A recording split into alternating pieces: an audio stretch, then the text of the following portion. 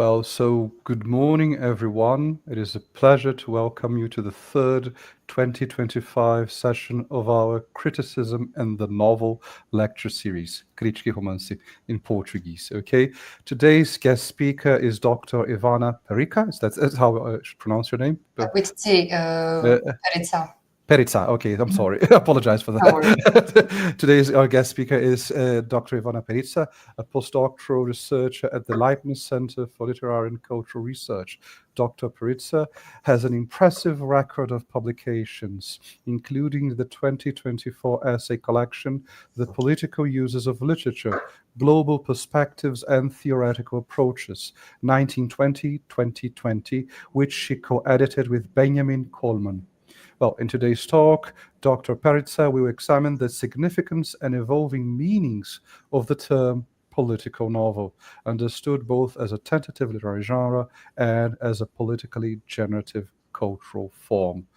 Ivana, the floor is all yours. Okay. Thank you. Thank you very much for the kind introduction and for having me here, for inviting me, for offering this space to give you an idea of what I'm working on, of my research, and also to show you also some problems I'm having with some of the topics I'm working on.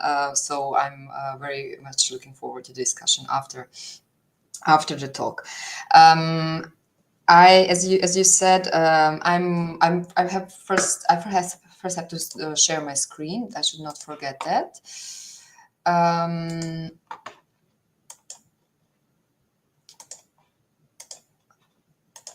So I think now you see my whole screen, and first thing, so this is part of the introduction. What you mentioned, I'm working on the political novel, and that's I'm currently happy to be in part of the consortium where there are many involved researchers who are committed to this topic together with me. So this paper is, of course, my responsibility and the result of my research, but there are so many bits of these other conversations that are also part of the paper, although who's responsible for the flows in the argumentation, that's only me, of course. But I'm very happy to to have the opportunity to talk about a political novel with you, especially because the project I'm working on is called the Cartography of the Political Novel in Europe, and this is so there's a focus on Europe in a broader sense, in the sense that we are also including novels from all around the world that have some reference to Europe, is it through like global capitalism, to coloniality, and migration histories, etc. So I really hope that you will also kind of give me feedback from your corner of the world, and also perhaps correct some basic presumptions I'm having. I will just briefly show you. There's this kind of map we are building with political novels, like short presentations of these political novels, and I will include some of these in my talk. But now back to the paper. In the last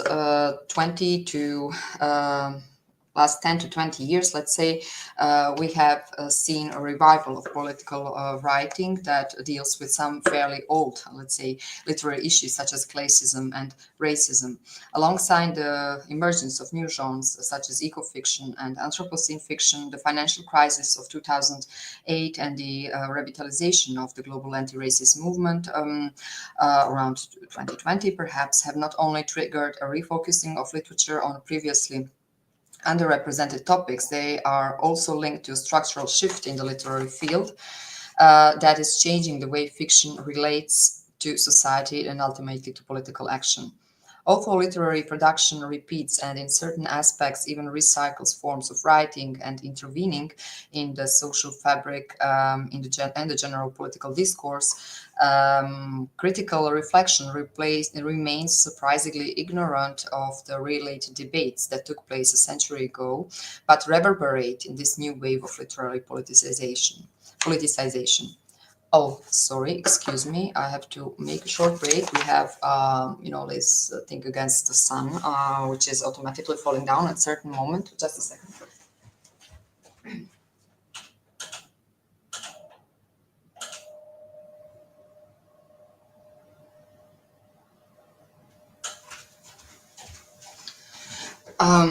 Because it's afternoon over here, and I think it reacts to the sun.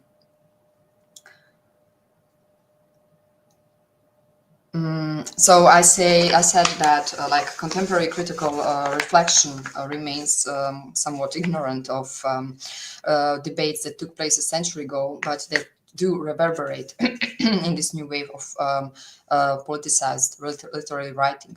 This has to do this disinterest, I would say, or ignorance even, has to do at least partly with the fact that the politicization of literature in the last century, in the 20th century, was undertaken in line with today obsolete grand narratives of socialism, social democracy, fascism, anti-colonial struggle, as well as in the name of inert collectives or large totalities, as Badiou calls them, such as class, race, and nation. This is not to say that the political fiction of the past century was all enmeshed in these totalities, let alone supported them. But even when it did dissolve totalities, it was still bound to them in the sense of problematizing and challenging them.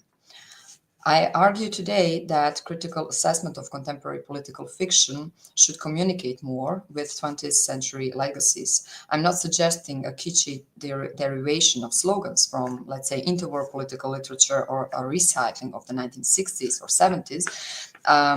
To quote Divya Dwivedi and Shaj Mohan, it goes without saying that we should not fall back, as they say, on the idols of old in our moment's crisis. This kind of looking back at these periods of accelerated politicization of literature is actually the basic structure of the volume you mentioned in the introduction, which I co-edited with Benjamin Kohlmann. So kind of we opted for focus on the 1920s, then on the 1960s, and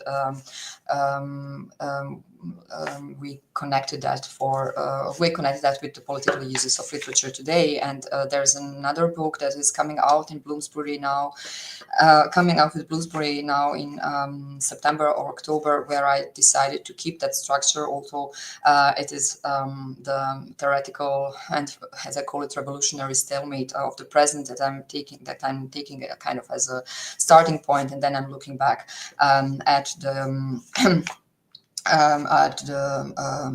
political writing around 28 and 68 as kind of two nodal points of politicization, of literary politicization. So, as I said, it is we should not fall back on these idols. Let's say if we consider them idols of old in our moment's crisis, but it is also precisely by forgetting these idols or by remembering them in coded forms, such as the classical expressionism versus realism debate, which also functions as a kind of active forgetting. It is so by forgetting these idols that we risk becoming trapped in a cycle where, like historical debates endlessly repeat themselves. One way to establish this or re-establish this neglected line of communication is through the political novel. As my colleague and I, Aurore Perol, and I argue in a text that was recently published on this open access platform, Open Research Europe, and it's still actually awaiting peer review. The term political novel presents several challenges. These stem from the compound itself, which essentially comprises elements representing those inert collectives or totalities that I mentioned earlier, or kind of relates to them. The very article D, then the adjective political, because it's like politics is also difficult to define, and the genre of the novel. In an earlier draft of this text, written about a year ago, Perhol and I used a reference to Susan Rubin Suleiman that helped frame our problem a bit. Referring to the thesis novel, Suleiman says that it is a literary genre, a type that, and here she quotes André Gide's a statement about homosexual love.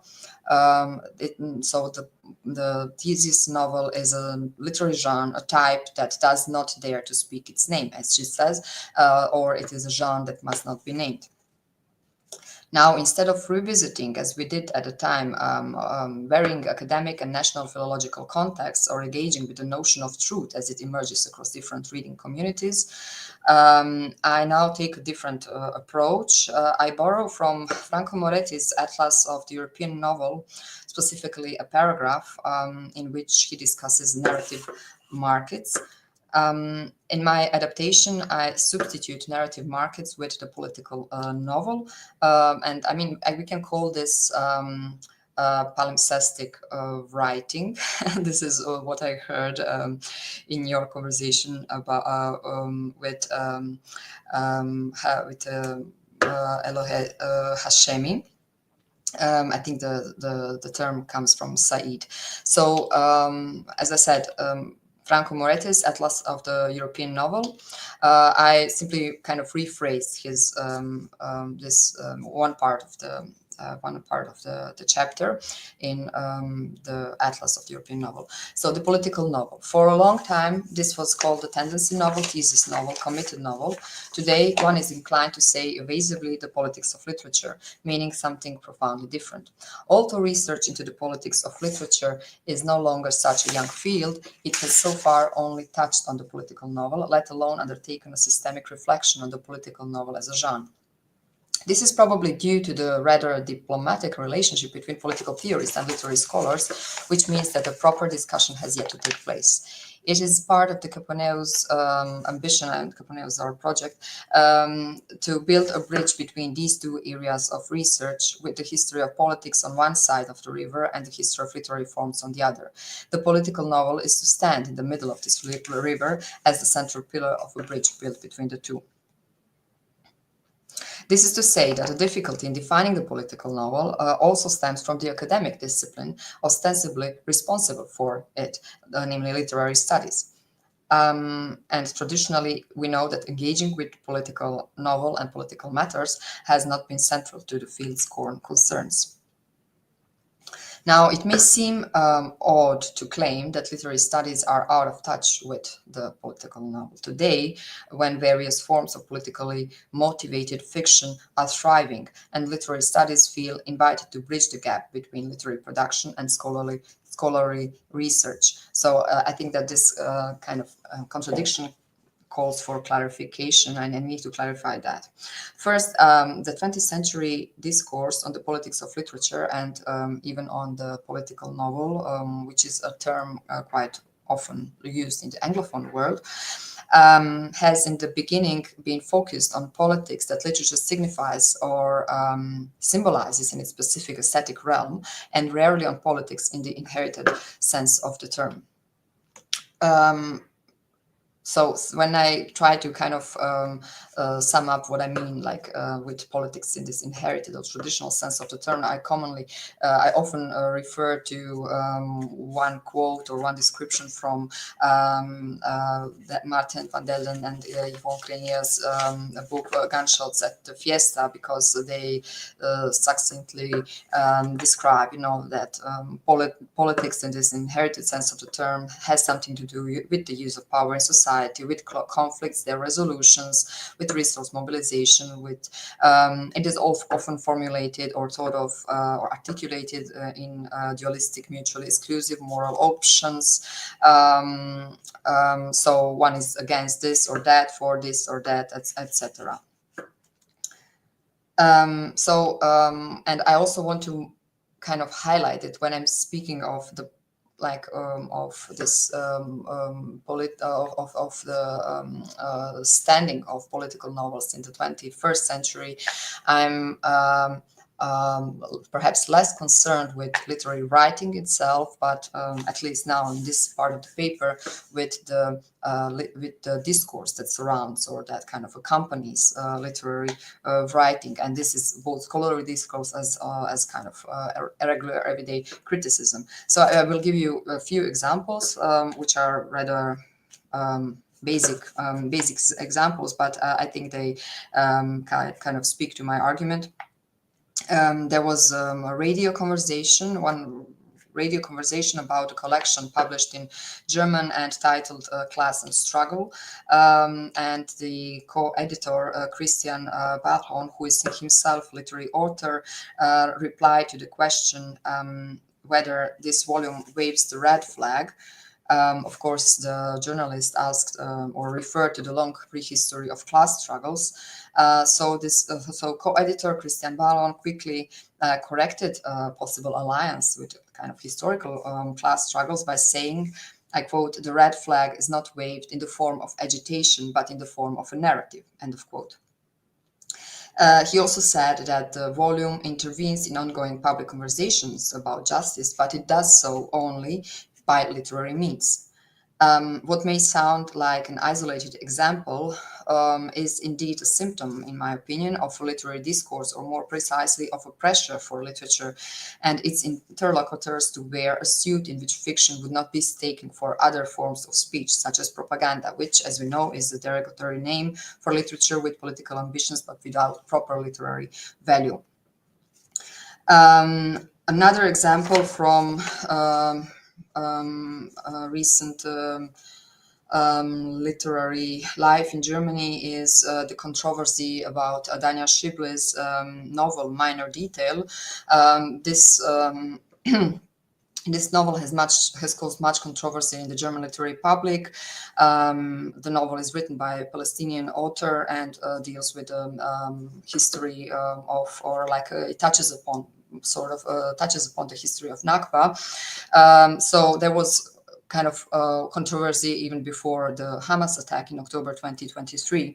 And what I found very interesting is when attacks against from one part of the literary public, when attacks came accusing Daniel Shibley of being supportive of some kind of pro-Palestinian agenda, or even that she is voicing the BDS, the Palestinian-led movement for campaign of the State of Israel, and that those critics who were defending her writing were insisting on the literary value of novel, and that the novel cannot be reduced to any kind of propaganda. So that was so they were all actually quite evasive regarding the question whether the novel can be recognized as, I would not say serving a certain cause, but that it can be read also as a political novel. And the third example I'm bringing in is a recent conversation at the University of Brighton that was last week, which I think nicely summarizes the differences or the gap between the political novel of the past century and the political novel of today. So Joanna Kelland, she talked to she's a collaborator at the University of Brighton, and she talked to the British author Naomi Booth about her newly published novel Raw Content, and as the event was called Motherhood and Fiction in Dark Times. So towards the end of the conversation, Joanna Kelland asked Naomi Booth if she understood her writing, and this novel in particular, as a political novel. They both agreed that Raw Content is a political novel, but not in the sense of uncovering ideology or writing in favor or in shadow or against some, like entity, like party, like state, like some certain ideology, but that what is political about her novel is primarily concerned with dimensions of life, in this case of mothering, that are concealed and in some way invisibilized. So basically, political novel today is understood when it is recognized as such, is understood, or when it is allowed to be recognized as such, when it is, when it has a purpose to be recognized, it is recognized under different premises, or from a different standpoint than that was 100 or 50 or even, I don't know, 40 years ago.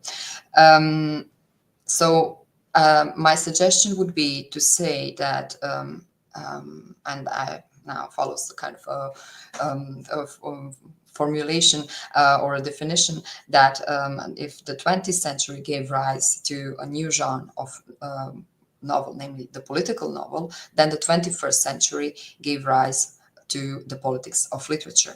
So this is a sharpened juxtaposition, and it signposts that there is a difference between the way in which literature was politically committed in the past century, at a time of big narratives and those aforementioned inert collectives, and the way it articulates critique today. At the same time, and I'm not 100% sure of this, it's a premonition, or I'm just under the impression of, geopolitical acceleration taking place week by week, day by day. But it might be that with restructuring of society, which we are all witnessing right now, that literature might change too, and even acquire some of the elements of more direct confrontation and politicization in the meanings of politics, as outlined before.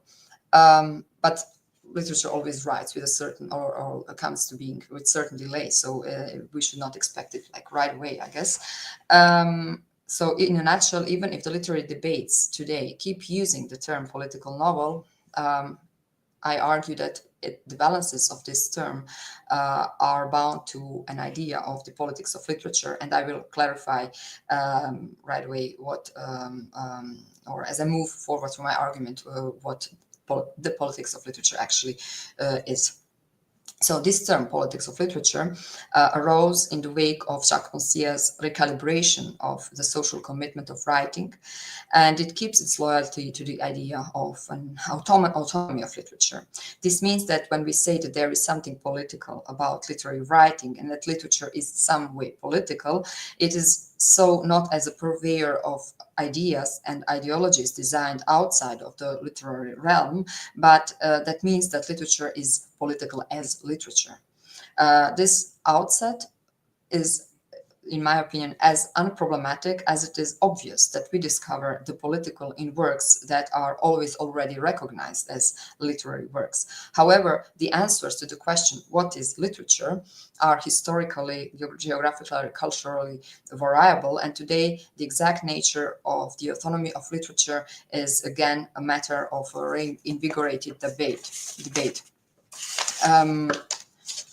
Sorry, I forgot to show you a few slides. This was the discussion where this difference between political novel in the past century and how political writing is understood today was nicely articulated, I think. And if I owe you certain examples of what would be political novels from the past century, so here they are, just a very small, very limited selection. We can get back to that perhaps in the discussion. And here I picked several recent novels that are in our contemporary present recognized as political.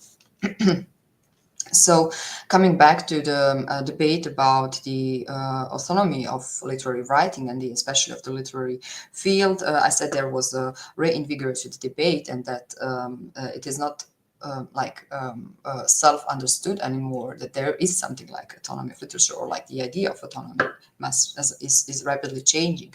So there is this very productive edited volume in German about contemporary literature as a challenge to literature, where several authors emphatically argue there is a weakening of established institutions, such as university literary studies and literary criticism in its previously known form. And I especially want to refer to Pieter Vermeulen's work, who is working on the idea of literary value as it is generated in and continuous dynamics or exchange with literary markets. So he says that literary value is always multiply entwined with political, social, journalistic, economic, and other spheres, to the point where it makes no sense to speak of a zone or margin of pure culture. Where literary value then depends less on declarations of literary autonomy than on the differing rates of exchange and principles of negotiation that connect world literature to other spheres, all of which figure in the complex puzzle of world literary value.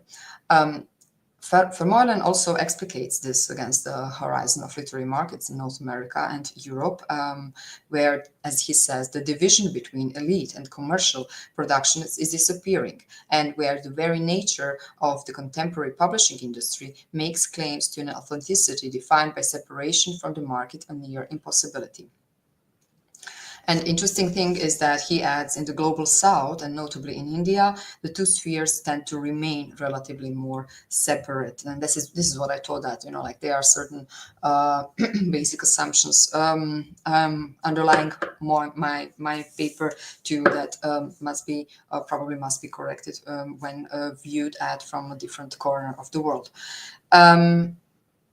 Yes, so I gave like three examples how the discourse about political novel is evolving or functioning in everyday discussions about literature.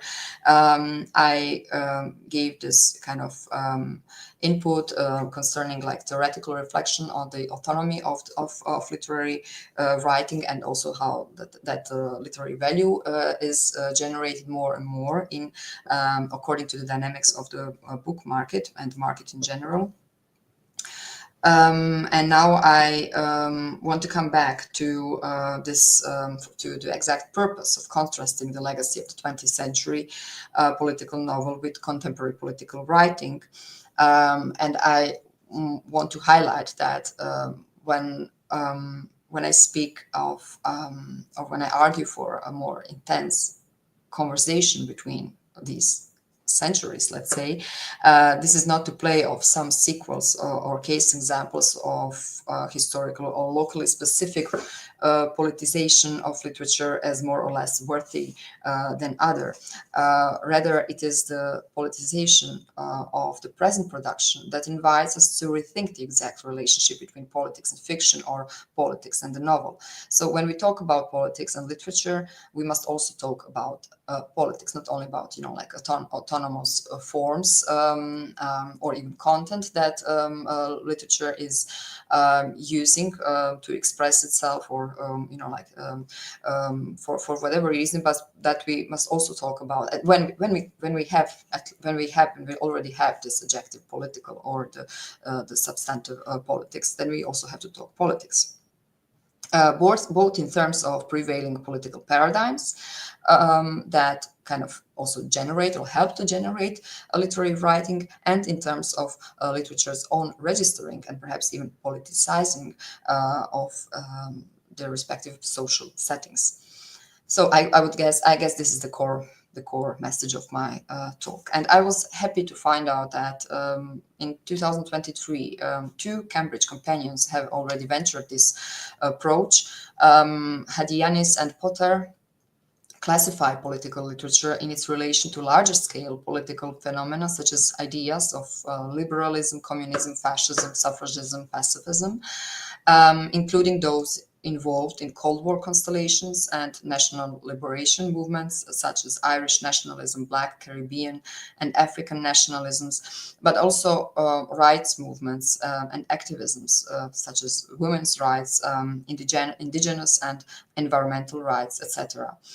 And as for Brian Santin, besides focusing on ideas such as progressive liberalism and conservatism, which is very kind of in this sense, the two volumes are quite comparable. Sentin includes also a section on politics of genre and fiction, dealing with science fiction, with immigrant fiction, with postmodern metafiction, and other.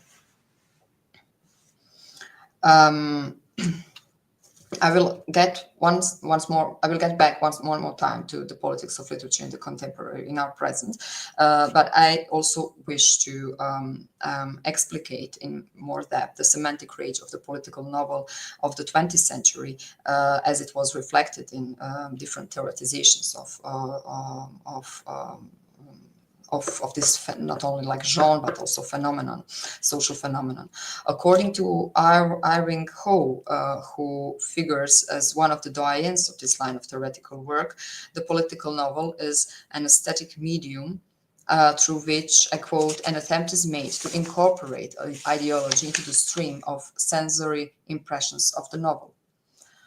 Political novels are committed to their respective ideals, such as anti-colonialism, anti-racism, class solidarity, and others, meaning that they present their truth as if it were a fact, says Irving, reflecting on fundamental political concepts such as community, collective action, and the distribution of power. They sometimes serve as vehicles for some large-scale projects, and at other times they are committed to debunking underlying social injustices and lies. Accordingly, the genre of the political novel was or is often clearly defined in line with larger political ideas and phenomena. Most importantly, and depending on the point of view of the observer, political novels have been defined in difference to what they are not, or to what they were not. For instance, Irving Ho defines it in difference to, or in juxtaposition to, the social novel, and he mentions Charlotte Bronte's Jane Eyre as a typical example of a social novel. My other example would be Alberto Moravia's The Indifferent Ones, for instance, from the end of the 20s. Then Boyers defines the political novel in juxtaposition to the conventional novel, as he terms it, or domestic novel. I mentioned earlier Susan Rubin Suleiman, who makes the difference between the political novel and the thesis novel, and she's quite, her argument is also quite similar to the one by Nikola Kovac and others.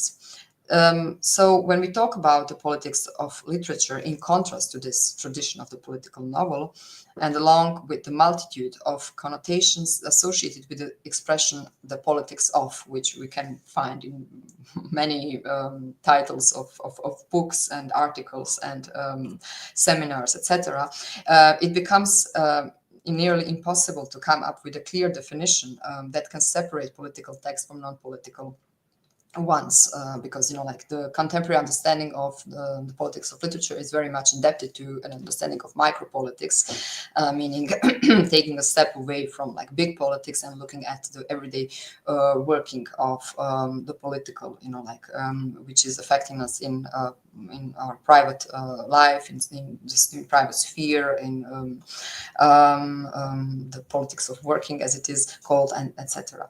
So I want to spend a bit more time on this point.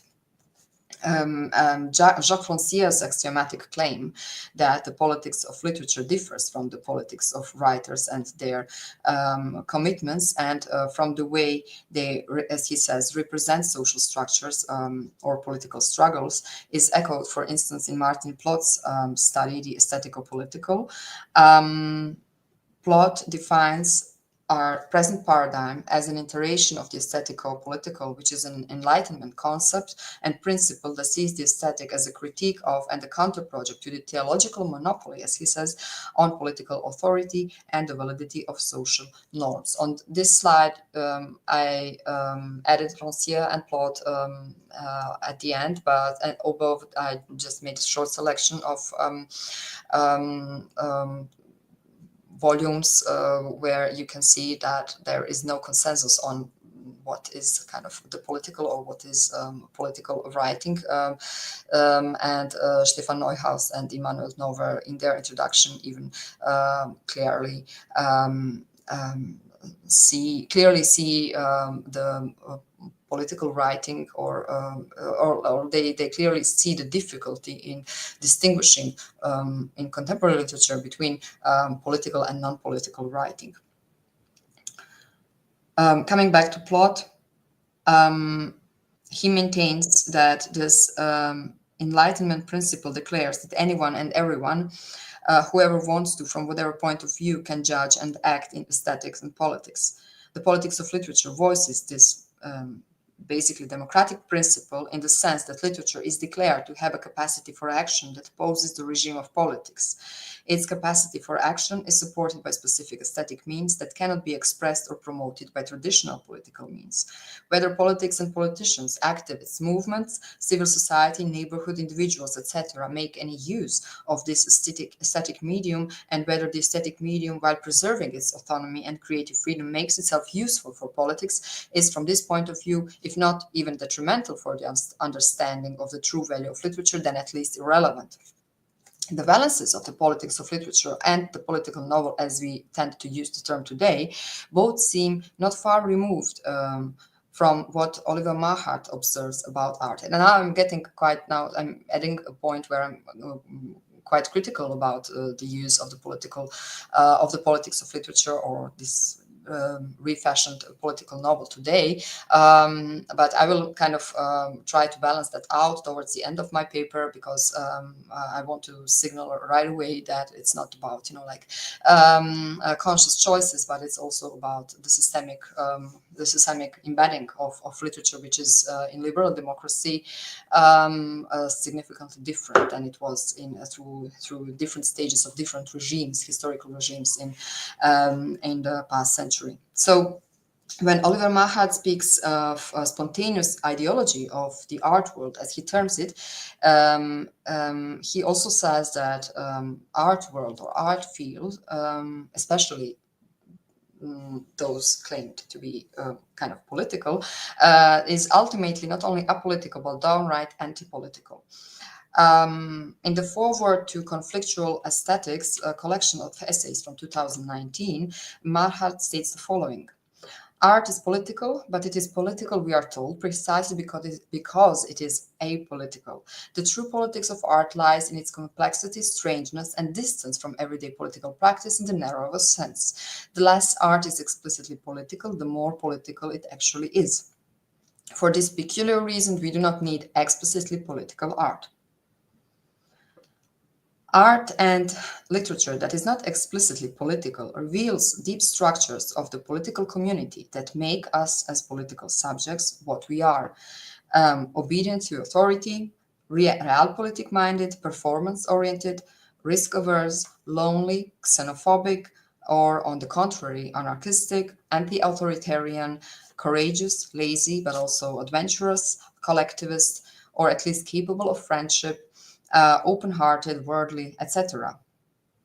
It is assumed that insight into and awareness of these deep structures, which are theoretically sometimes termed micropolitical structures, that awareness of these structures can bring about an improvement, whether in individuals who consume and enjoy art or in entire collectives, which then actually has an effect on those forms of coexistence of our social ways of living together that are ultimately determined by politics with the capital P, regulations, laws, policies, criminal justice system, etc. So I want to focus a bit more on, I want to highlight one more time this sentence: the less art is explicitly political, the more political it actually is. I think it contains at least two meanings of the adjective political, and I'm referring to this second part of the sentence, of course. First, the underlying credo is basically less is more. The less explicitly literature makes political claims, the more effective is its impact. That would be the meaning of the sentence if we replace art by literature. Now, if this claim is, in my opinion, perfectly fitting for the power of literature challenging political silencing and repression, so that even a private joke can result in a political controversy and persecution, I'm thinking of Milan Kundera's joke from written in 1967. I'm rather suspicious of the power of literature in an era of liberal democracy in which everything is open again. There is a good song by German experimental band Einstürze der Neubauten, alles wieder offen, actually ironically playing with this openness and the chances and missed opportunities that are kind of entangled with this openness. So, this is kind of a commonplace that politics in a liberal democracy tends to be less strictly ideological than in its modern alternatives, and therefore more concerned with process and personalities than with implementation of ideational models. And of course, literature in this setting functions in a different way than in authoritarian regimes or in episodes of consolidated capitalism in the 1950s, which were also more traditional societies than today, and the literary field functioned differently, and so on. And this is not to suggest that overtly political literature has a broader reach, overtly political literature as it once was. Rather, it is a systemic constellation that relegates fiction to a realm of safe comfort and private consumption, denying it political significance. So, that's a very old question: what can literature do? And what I'm kind of claiming is that we can answer this question not immanently, but always with looking at a specific time and place. Second, and I think that with my last remark, I already gave hint to this second point. This sentence, the more political it actually is simultaneously rephrasing one of the basic tenets of the post-political era. The more literature avoids politics, the more it acts in favor of something that we commonly term the political unconscious. In our case, the idea that our time has overcome politics, ideology, and history. And all that literature can do or has to do is to call for more justice by means of including the underrepresented and marginalized voices. Auto fiction, migrant and post-migrant literature, various forms of literary advocacy for human rights and identity politics, as well as eco-fiction, climate fiction, as shaped by the era of or generated by the idea of intersectionality. All these are forms of literature to which we cannot but commit ourselves to.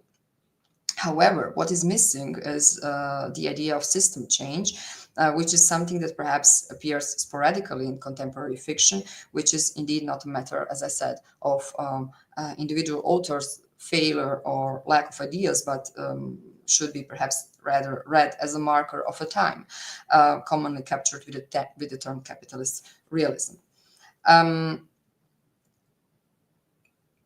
But this is then, I think, already the reason why a critical study of the political novel should stay attentive to the prevailing understandings of politics, of the political, and the ways in which fiction problematizes them, and in the ways fiction intervenes or is impeded in doing so by politicizing something which seems to have become self-evident and therefore unquestionable.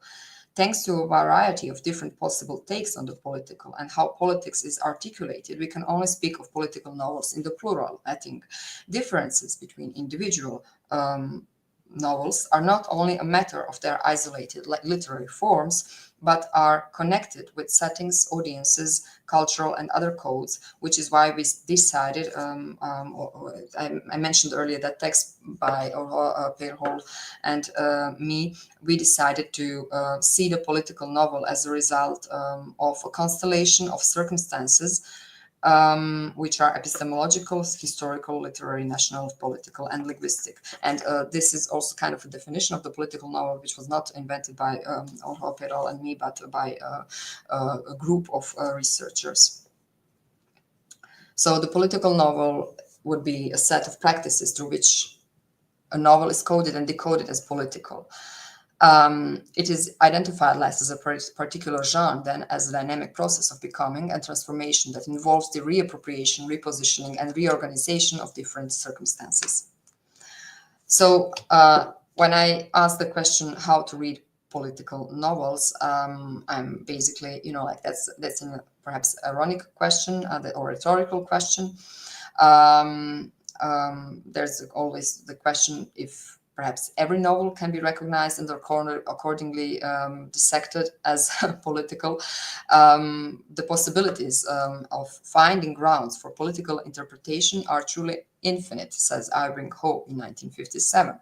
But as he also says, one should ask oneself if attaching labels and interpreting a given text as political is if there are any benefits likely to follow from that.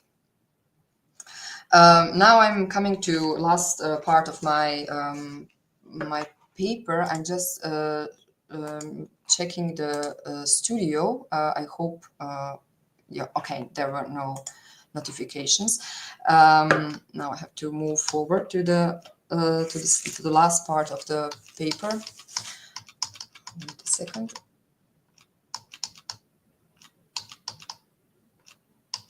Yes, so this is the part that I would like to discuss the most, because, as I said,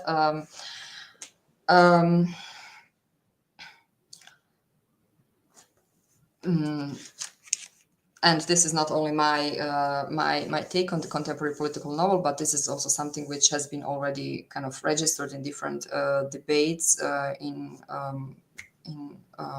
like national philologies or like national context across Europe, is that there is much potential that arises from contemporary political novels, but there are also many problems in the sense that they are often rather consensual, that they do not risk, but they kind of play with or play along the predefined compartments of the book market. And do not question these compartments, which are commonly and also in the scholarly work identified as gay literature, identity politics, gender, etc. So the question is that I'm asking myself, and when I come to read or to write scholarly about individual novels, that I ask myself, okay, is this now, or I ask myself about limits of this progressiveness. And I'm showing two novels that I have been reading or that I wrote about recently, and these are not I am not highlighting them as negative examples, but rather as positive examples, because they really negotiate much of these currently very vibrant political topics, and also from different perspectives. What I'm asking myself, writing scholarly text about this novel, is not only the novel can be perfect on the level of its design, but I'm asking myself about the reception and the social life of these novels, how they are read, how they are interpreted, and what is actually their social reach, even if they are bestsellers. When reading contemporary novels that have been recognized as political, let's say that Jakob Farah's German, she's a German author, or they are German author, is recognized as a post-migrant novel, and this excellent book by Bue is a good example of patrofiction. When I was discussing different titles last year at the book club Politics and Literature, which I coordinated with 5 other colleagues, I repeatedly saw myself confronted with unavowed limits of the politics that is captured or formed by the novel in question. Sometimes this was on the level of content, but mostly my easiness was with certain obscurity of a worldview, invisibility of a standpoint that was supposed to be lurking behind the text. Especially after reading Ulrich Brandt and Markus Wissen's study on the imperial mode of living, which critically examines the seductive myths behind how we cope with ongoing catastrophes, I became increasingly concerned with the role of progressive fiction in the space between two forces, between authoritarian attempts to defend the Northern or Western privileged way of life, and neoliberal strategies that seek to optimize this mode through further market globalization and technocratic solutions. Brandt and Wissen are, among other things, concerned with the pace of intensification of the imperial mode of living precisely in times of crisis. Instead of eliminating them, the individual attempts to ameliorate the damage actually exacerbate global inequality.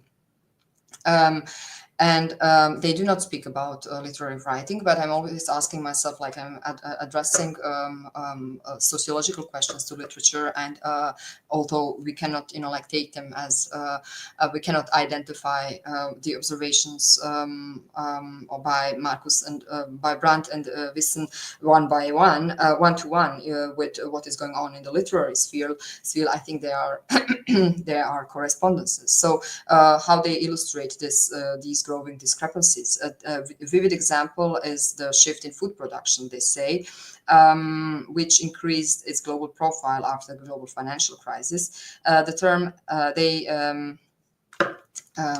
this is the book. They say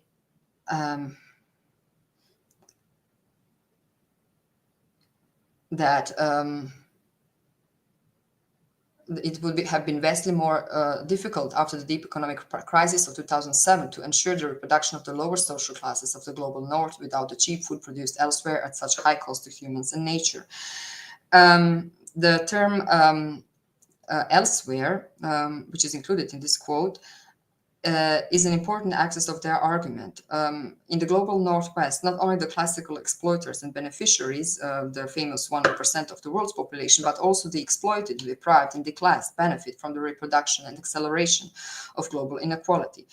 Given the all-pervasiveness of exploitation, it would be naive to assume that merely representing and recovering marginalized or peripheral voices in selected literary texts would lead to recognition or redress of their injustices by readers in the global North or West.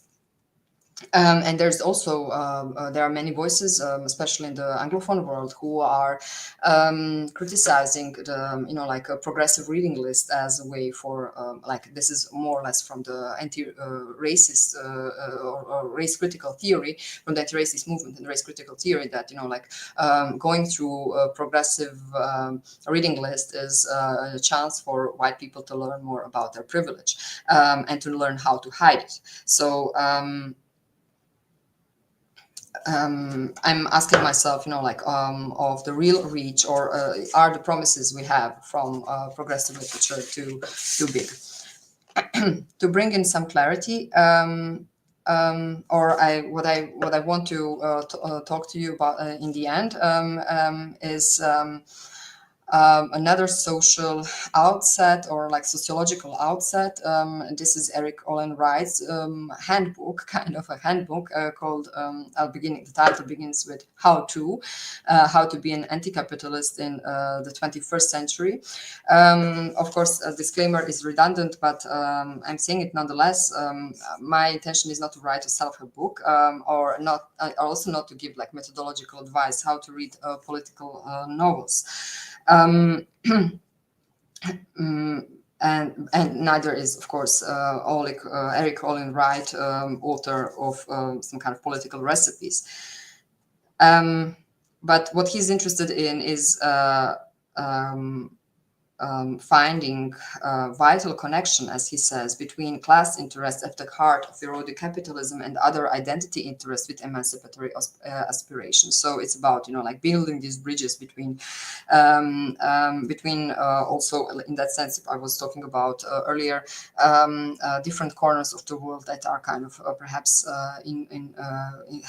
have conflicting interests. The historical backbone of Wright's book is comparable to what I said about the valencies of the 20th century political novel for our present, much as the usefulness of our contemporary concepts for understanding the political novel of the past century. He claims purely class interest-based argument against capitalism, as it can be taken as a cipher for many 20th century leftist movements, will not do for the 21st century. It probably was never really entirely adequate. And so the same can be said of, like the legacy of the political novel from the 20th century, which was in certain aspects also anti-feminist or exclusive along different lines.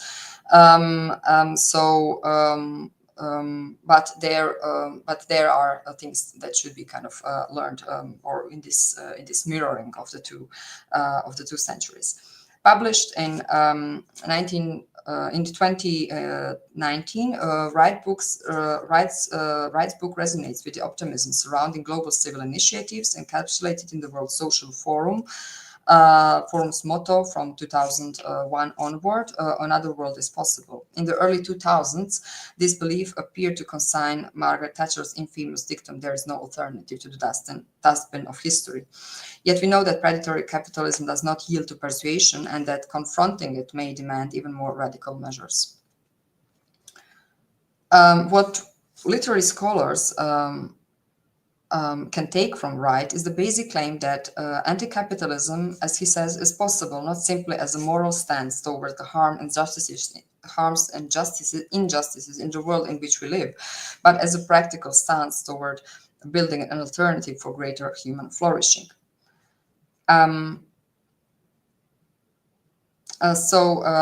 His book, which was published a year before the outbreak of COVID, before the health crisis, broader systemic breakdowns, and so on throughout the world, may seem outdated today because of its partly optimistic.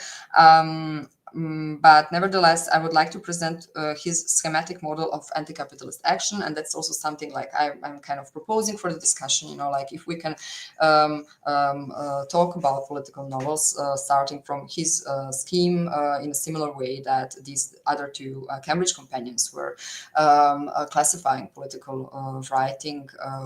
By like referring to these larger frameworks of political movements, ideologies, civil rights movements, and so on. So for me, the question is, where does a specific literary work or political novel finds itself in a framework that is outlined by Wright in the following way? He distinguishes, this is a screenshot from the book. I have to explain it a bit. There are two vertical and two horizontal axes, and he's Wright is very acknowledging of all the attempts that work against capitalism. So he distinguishes between several forms of anti-capitalism, and he comes up with 5 categories, of which smashing capitalism is the only one which is anti-systemic or truly revolutionary, because, as he puts it, it completely changes the rules of the game. However, other forms of anti-capitalist action exist and should be kind of supported and acknowledged according to Wright. And I was thinking, can we also talk about political novels from this standpoint?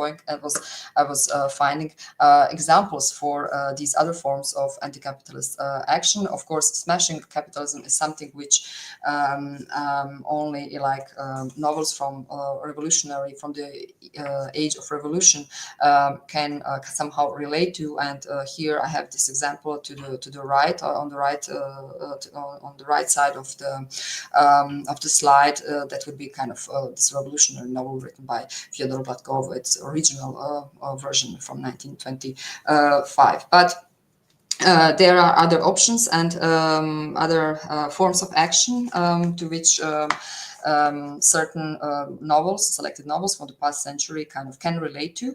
For instance, the idea of taming means that the rules of the game are kept, are respected, but cultural action is committed to neutralize harms of capitalism. And this is something which can be recognized in one novel from the 70s, Austrian novel written by Austrian author Michal Scharang, and Charlie Tractor is the title, which is the name of the main character. So it kind of deals with social democratic policies during the golden age of capitalism in the 2 to 3 decades after World War II. resisting, I don't have example for resisting on the slide, but I was thinking of Robert Newman's novel The Fountain at the Center of the World, which basically narrates an anti-capitalist struggle rooted in civil society and connected to solidarities of work and community. And as Wright says, these movements try to alleviate the harms of the system, but they do not or cannot capture state power. Escaping would be kind of flight for would implies a flight from capitalism. That means or different sorts of escapist literature. I was thinking perhaps, like is the escape into babbling and nonsense and linguistic nonsense, for instance, in Beckett's Moll, is something that we can understand as an escapist anti-capitalist strategy. And finally, dismantling. Dismantling is related to, according to Wright, introducing elements of a socialist alternative from above. For instance, in the post-World War II mixed economy. So it is kind of literature that relates, that is supported by, like state regulations and some larger projects that combine like a free market with state control. And there is one novel I haven't yet written about, but a famous series of novels, basically from post World War II period in Italy, and the author was Giovanni Testori, who was kind of finding some kind of social compromise, not only between, let's say, market and the state, but also between different classes and ideological camps. So I was surprised, like if you take this scheme that like the past century can kind of more or less fill the scheme, and you can find actually novels that relate to different categories, whereas in contemporary fiction, or again for systemic reasons, like most of writing would subscribe to sort of taming or perhaps resisting or escaping capitalism, but not more than that. So to conclude, for all these reasons, I would say there are no ready-made recipes or methodological prescriptions for how to conduct a scholarly examination of political novels, like on a general plane, and neither for different alliances between literary writing and different sorts of political action. But one possible recommendation might be, of course, or the unavoidable Jamesonian imperative, always historicize. That is to foreground the broader systemic frameworks in which literature operates, and to reflect on the power of the public word from this panoramic vantage point. It is only through contextualization that we can understand why many political novels of the last century fail to resonate with contemporary readers, because, as I said, sometimes they espouse nationalist, anti-feminist, racist, or otherwise exclusionary perspectives that do not engage with the emancipatory concerns of today's intersectional worldview. This also helps explain why literature from what is often called the era of the politics of literature may appear ineffective or inadequate to those who expect it to directly articulate or give voice to the smashing of the system.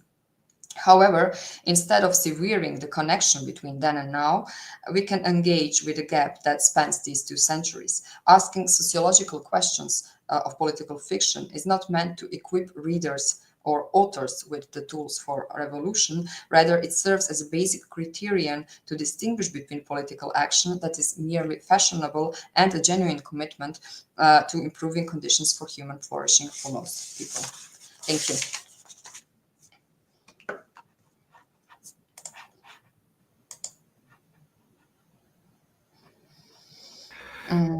Thank you. Let's remove this Okay, there we go. Okay, thank you, Ivana, for offering such an impressive and sweeping panorama of the current state of the political novel in Europe and skillfully streamlining a range of disparate and yet complementary critical approaches. We have some questions. We have some very good questions, actually, from the audience. But before we get to them, Priscilla, Julia, and I would like to engage in a brief discussion with you, okay? When fellas, we will share the attendance list later on. Well, I have multiple questions to share with you. I'll use the prerogative of being the border of having introduced you to pose the first question, and then I'll invite my colleagues to join in our discussion.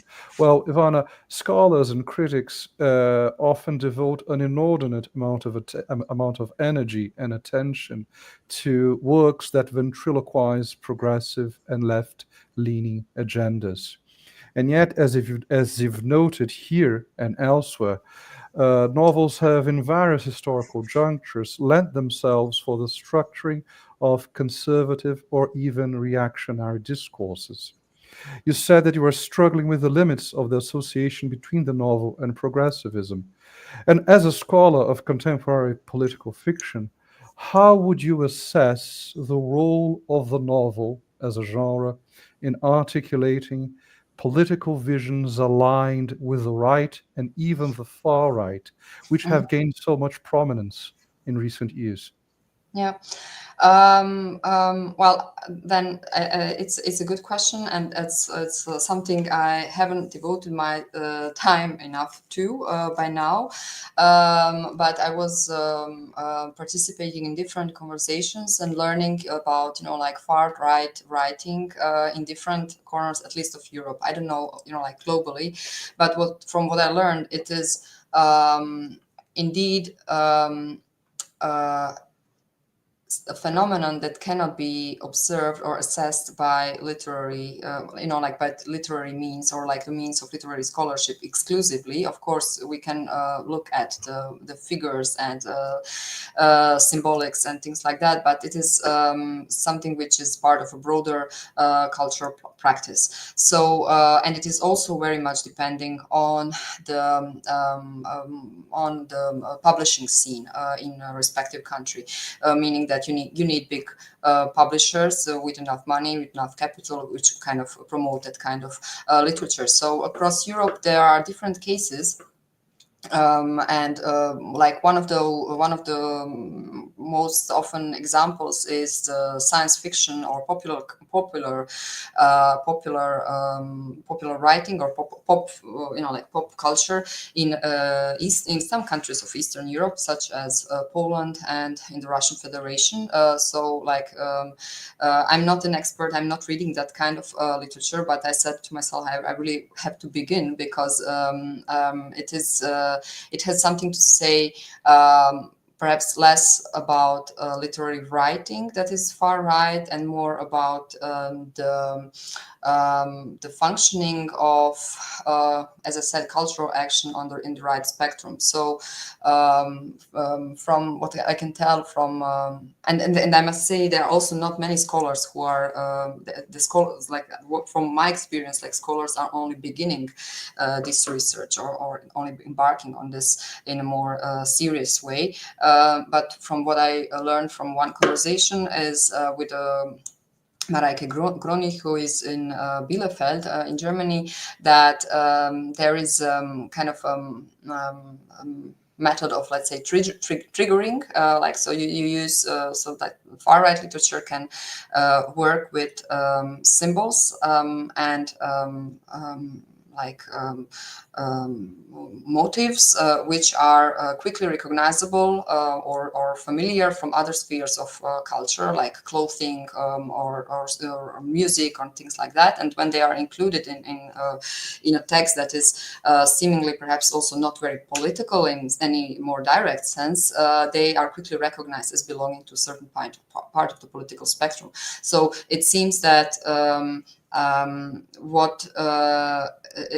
it seems that we need kind of also different methodology to assess that kind of writing, because all what I was now speaking of and also being critical about is like compartmentalization of progressive fiction in some left or left liberal sense, because it is playing with the market. Market is still not that attentive or still not that kind of open to that far right writing in that sense, or it's not like mainstream, still not mainstream, or it differs from country to country. So there are also different these are different phenomena, yeah. But if we speak of the political novel, what I noticed is also, that's also part of the debate in the 21st century, like on the politics of literature, that that scholarship is mostly interested in progressive writing, and not like committed to different forms of like emancipation, but is not so ready to acknowledge far-right writing or the traditionalist writing as political novel, because then like then you have then you have a problem in the sense of you want to use the term political novel as an emphasis for something good. That means that like this term is in scholarship very much connected to a certain value system. So there's all, but like I think that a more honest scholarly approach would be to see, okay, political novel is really something which is depending on the context, and then you do not need to, like, you do not only have to care about the nuances between someone who is like looking for his or her political novels from a queer standpoint or from a Marxist standpoint, but you also have to take into consideration that someone is alt-right and also picks novels and defines them as the political novels. So it is something which is very much related to yeah, I will stop now. So that's my thing on that. You want to go? No. Please conclude. No, because that was exactly one of my questions, right? About this far right literature, because it's interesting. I don't know. There seems to be a contradiction, or perhaps even a paradox. I don't know. In this kind of literature, because on the one hand, it seems to be based on an anti-political discourse, right? Mm-hmm. In the sense of the destruction of what we seem to understand as a political consensus that has existed for a century or for many centuries now, right? And in this sense, also democracy, right? And on the other hand, from what you just said about this mapping of far-right literature in your group, it seems that they also claim, although they might not say this openly, there is an attempt to claim the political as something anti-democratic. So how is this represented aesthetically? You talked about science fiction, but I don't know if you, but also in other genres, right? Even in, I don't know if you've encountered that in the novels that you've read. Yes, it is. I think this, I can perhaps answer the first part of the question, but the second part, as I said, I still didn't. I thought perhaps like taking a few months and reading just literature, like that far right literature, because somehow spontaneously I'm always reading some other titles, but as a mini project, it's more than necessary. It's a question of responsibility, and of course I think what you said that the anti-political discourse is claiming politics, that's also something which cannot be analyzed without analyzing or taking into account the overall, like political reshuffling that is happening like at least 20 years for 20 years now, and that like there is a continuous resematization of basic elements of or like basic pillars of what you said, this consensus that lasted for, let's say,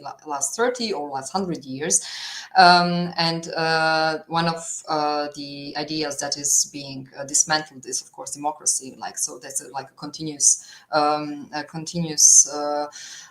quarrel or continuous problematization of democracy. Is it like the rule of majority, or like a rule of people for the sake of, as Wright says, flourishing of most of people, for human flourishing. I think that this can only be framed like that, and to take into account this overall political discourse and its developments, and like how is this done aesthetically. I really cannot answer that, because I did not kind of devote my time yet to that kind of writing. But it is from what I learned from colleagues who are working on pop literature and like these popular genres. It is like one very popular plot is conspiracy theory, or like conspiracy plots, which have a long tradition and reach into the Cold War, and like espionage novels and similar, and it is so.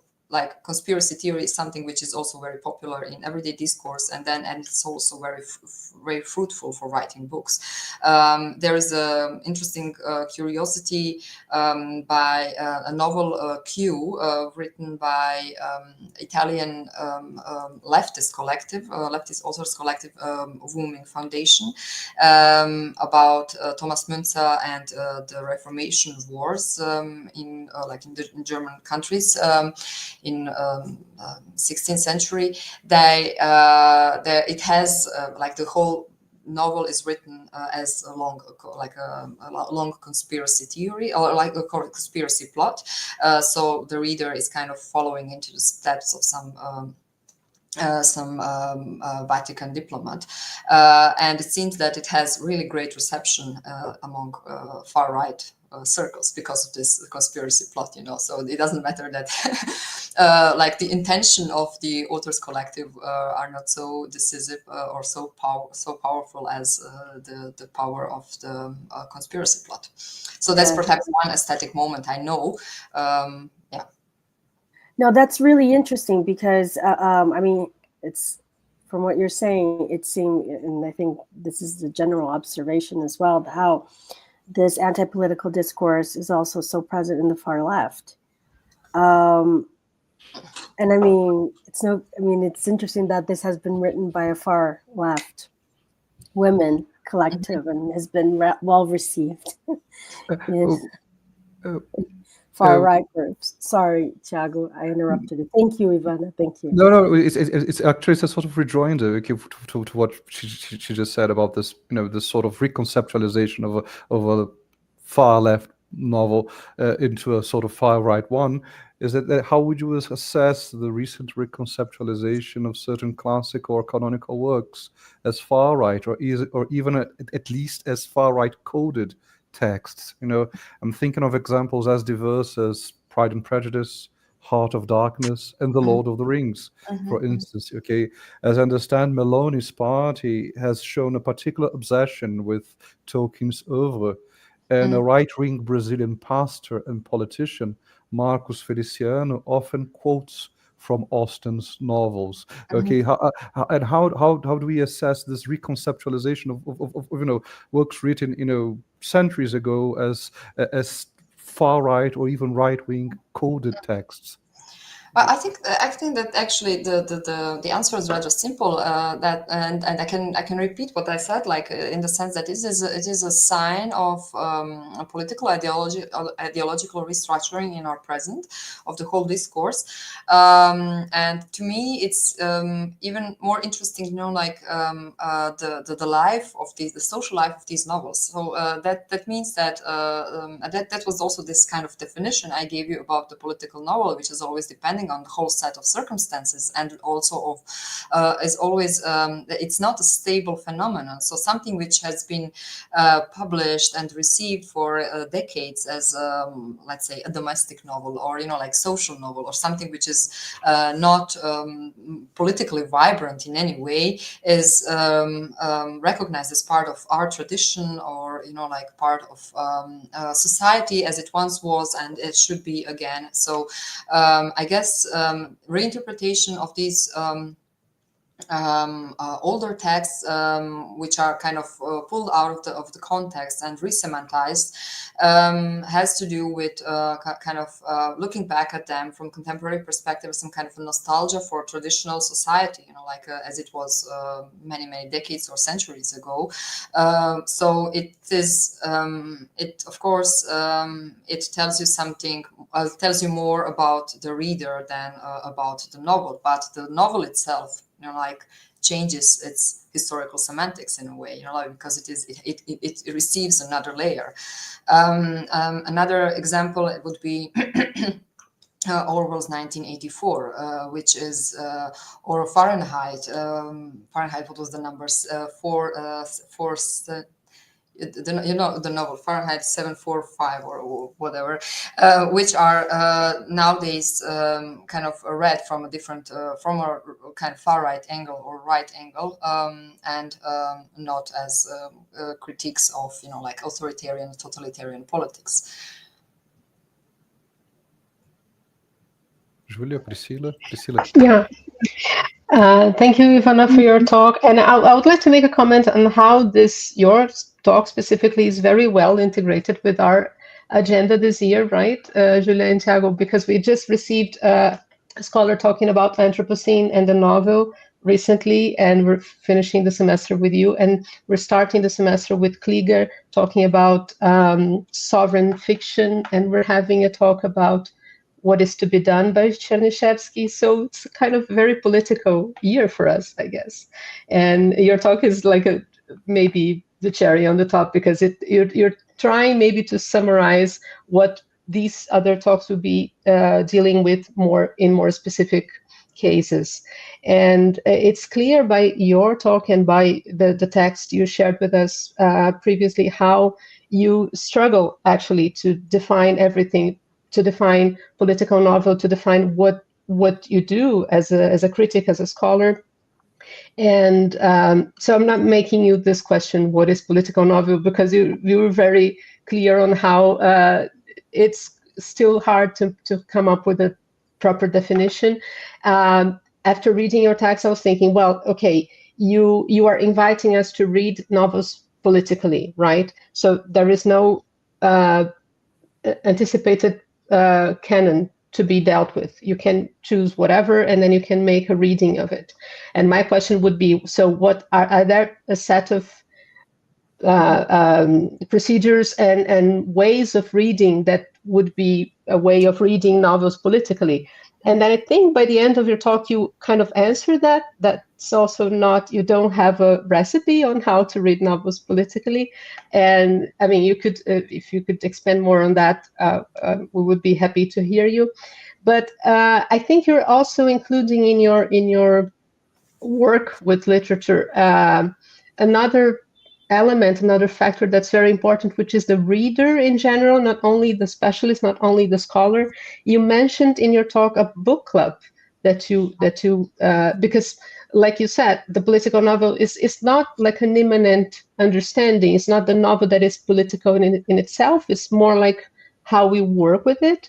And so from the perspective of the scholar or the critic, but also from the perspective of society, right? How this, and this is what you were just talking about, how novels are reread and added layers of interpretation according to certain political standpoints and so on.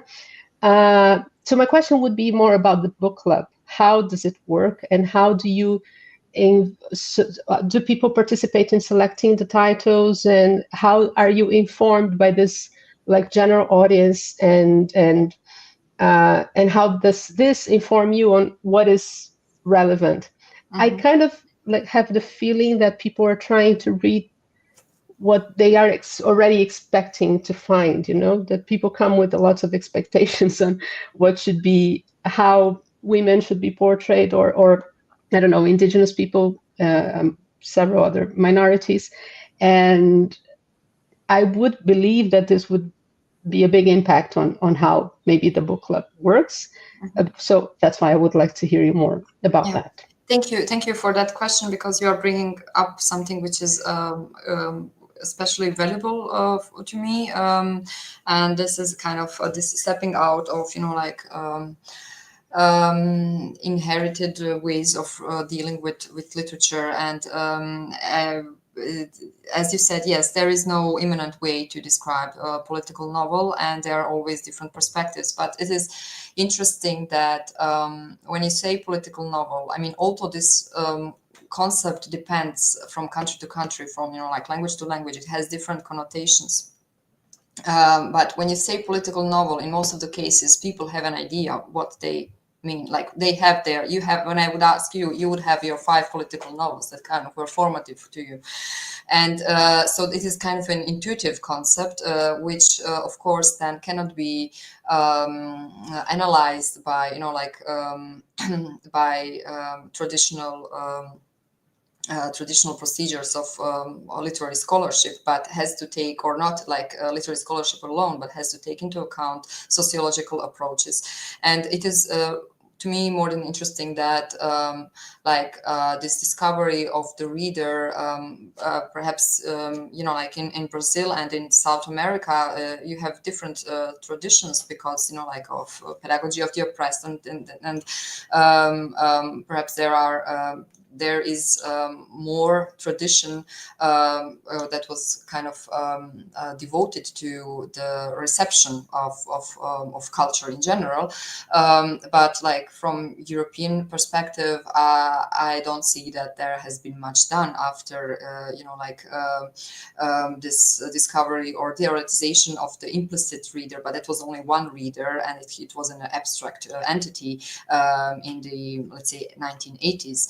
There were attempts at some kind of, in the German context, attempts at some kind of empirical, there is a school of empirical literary theory or empirical research on in literary studies, but it was not such a broad school, or, you know, like it does not have a long tradition. But in the last, I don't know, like. That's also something which has to do with post-critical approaches, that more attention is now given also to this reception side, to those who are reading, and these are not anymore lay readers, but simply unprofessional readers, which also has some advances in comparison to, you know, professional readers. So about the book club, it is. Again, I don't know how it is in Brazil, but book clubs are like there is in the last, I don't know, few years, it's not long.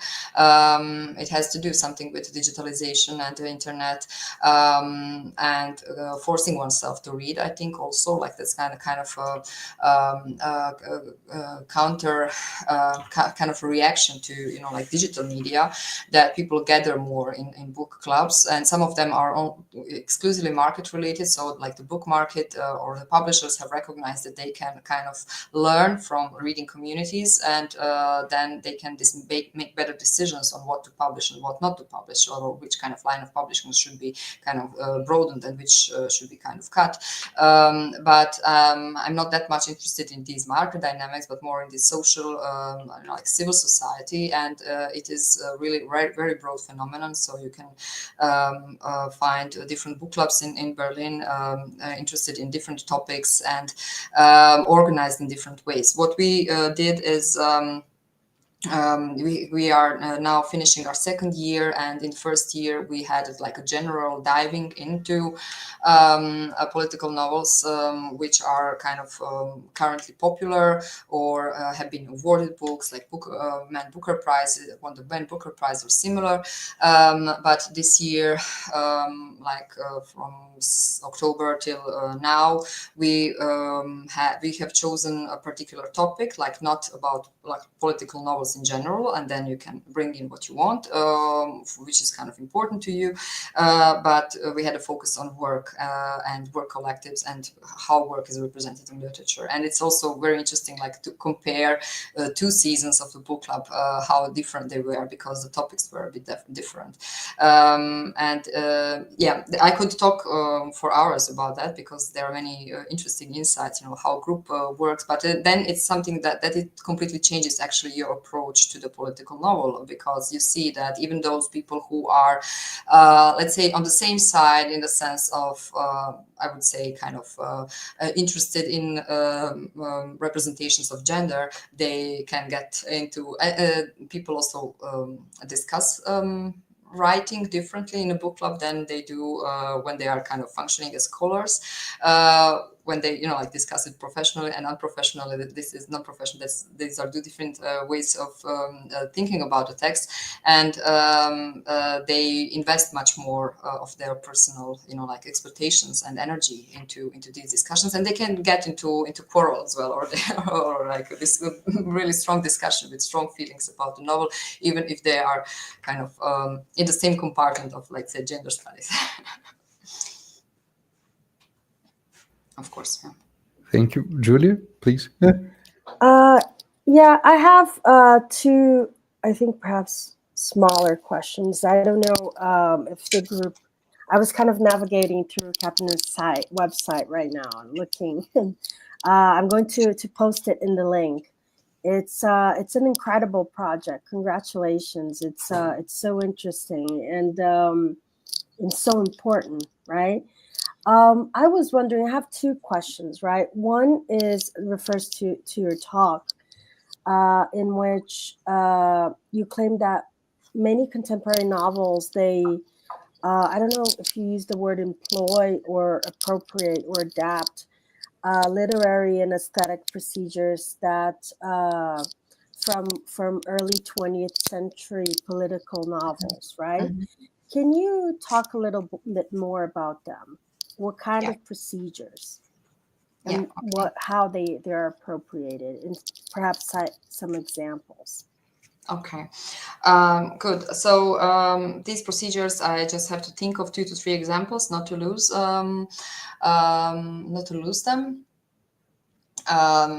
So I will now not theorize and I will not do any big theory now, but just kind of give you a few ideas. We had at last book club meeting, we talked about an Austrian like a feminist novel by an Austrian author, Mareike Fallwinkel, and there was a lot of discussion about like semantic portrayal of characters, and because now I don't have time to go into details, but like the overall conclusion was that the procedure that is applied in this novel is very much kind of reminding us of like presenting good heroes and like negative heroes, and let's say from this combative literature of the like socialist combative literature of proletarian revolutionary literature of the 1920s, or even socialist realism. So I don't know if that does justice to the novel. I suppose the author would scream when she says when she hears that, but it is absolutely impossible to say that someone is applying socialist realist methods today, but for several reasons. But there are correspondences, you know, in the way how representative figures are invented, what they say, and like one of the procedures in the novel was that less is kind of enacted and more is explained. So you have like these representative feminist figures in the novel who are organizing a strike, of course. So they are also conducting some kind of or undertaking political action, which is also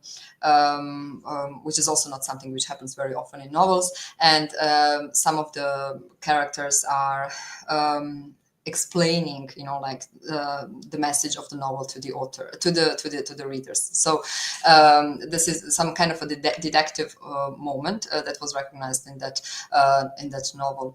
And another element is like in the autosociobiography of, you know, like Edouard Louis, like The End of Eddie, and similar, like this. There is, of course, that's a very propulsive genre.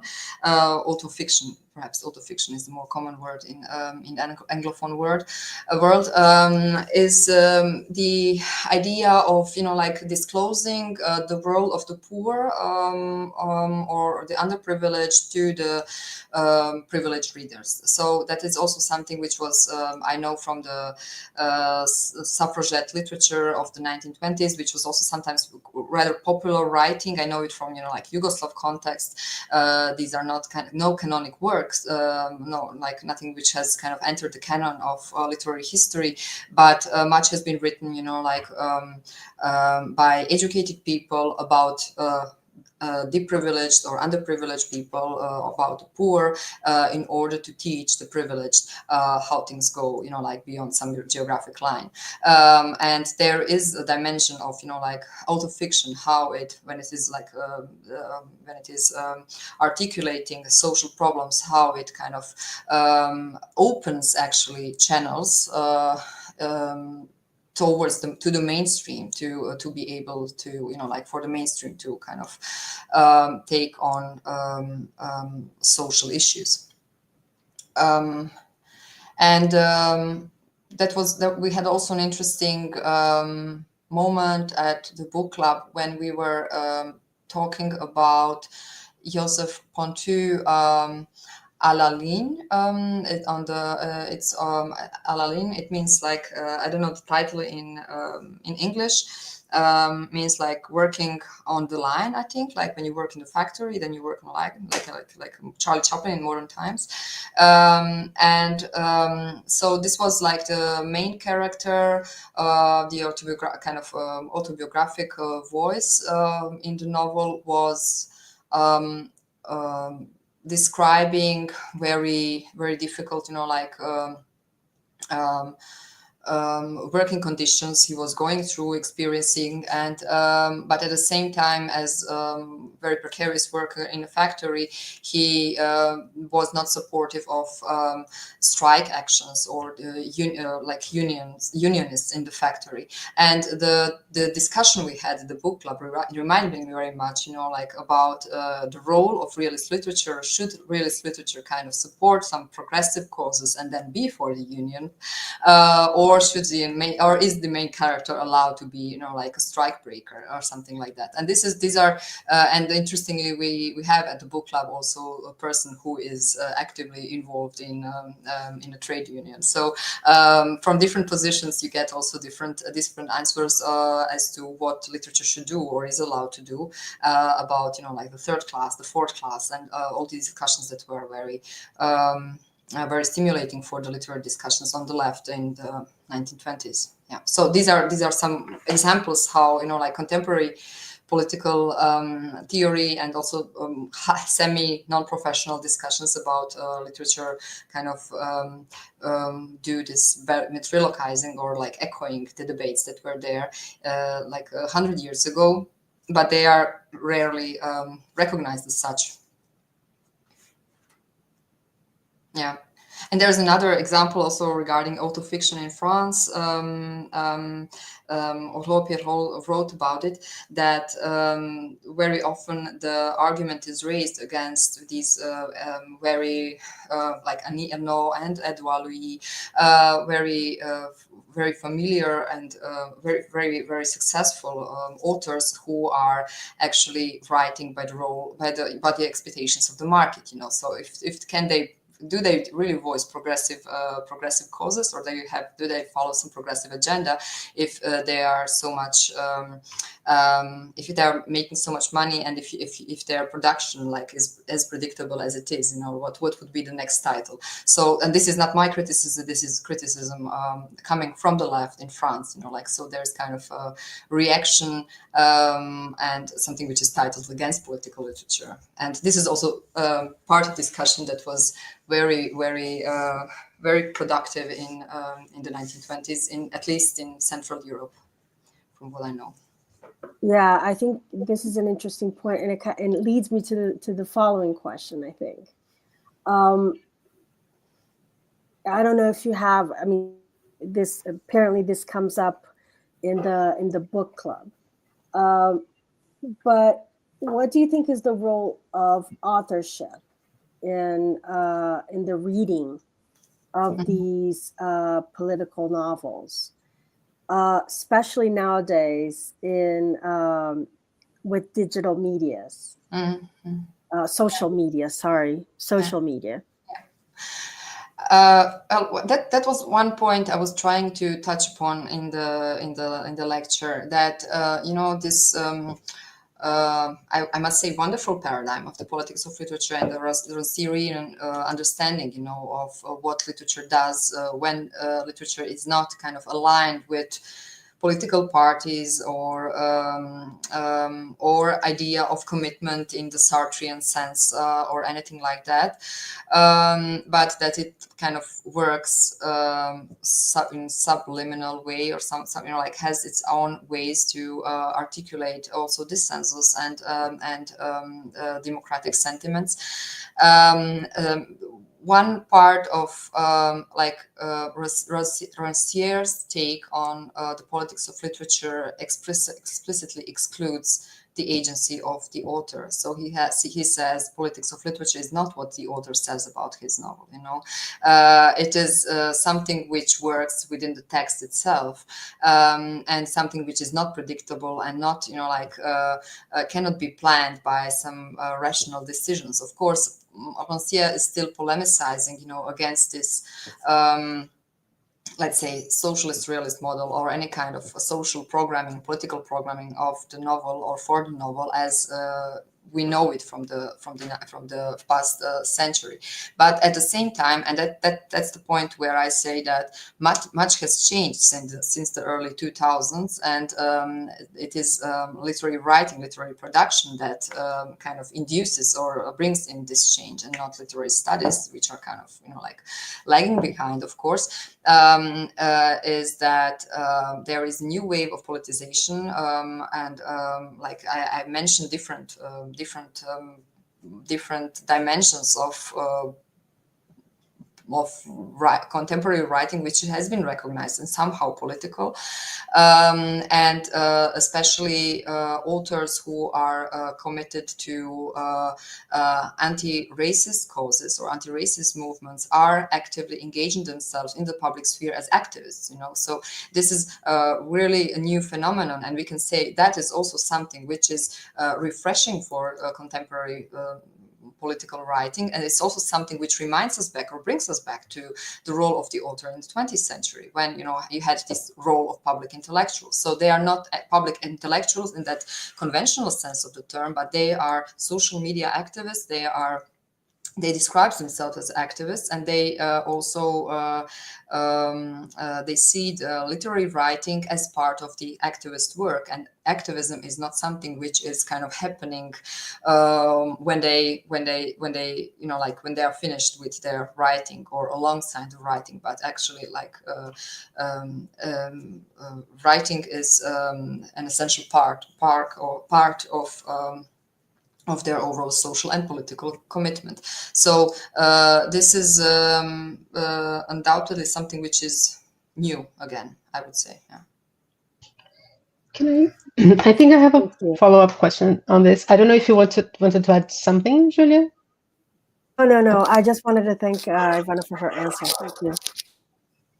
Yeah, but I think I would like to comment something and make a question following up on what Julia said. So also from the text, it was clear that the overt political stance of the author was not as relevant as it could be for you. Like, again, your invitation is to read any novel politically, right?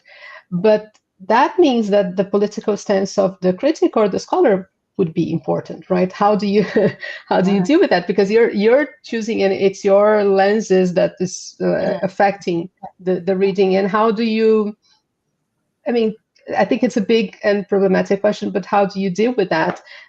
We were talking so far how the novelists and the works could be right wing, left wing, but again, in the end, as if I understood it correctly, I think the center of the discussion ends up being the scholar in the end, because it's the agent that is actively proposing a discussion on certain literature that he or she decided to use. So yeah, if you could comment on that.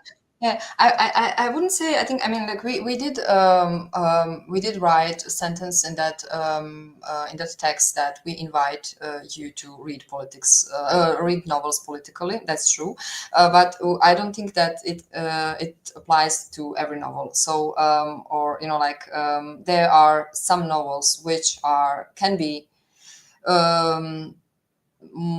with more justification understood and read as political. Is it because they have some political content, which is like the most basic element, but they do not have to have a political content, and they can be recognized as political,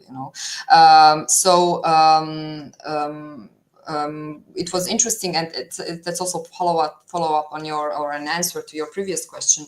Like when we decided to set up this repository at the Katapuneus platform, and our plan is kind of to select 400 or to write 400 so-called text portraits, or like to write about 400 political novels that are presented in such a concise way that scholars can relate to them, but also people who are working in civil society, in NGOs, in schools, in public service, and etc. So it was kind of a mini social experiment. But we said, okay, what are your political novels? What kind of novels do you put on the list? So we have to have some kind of a starting list.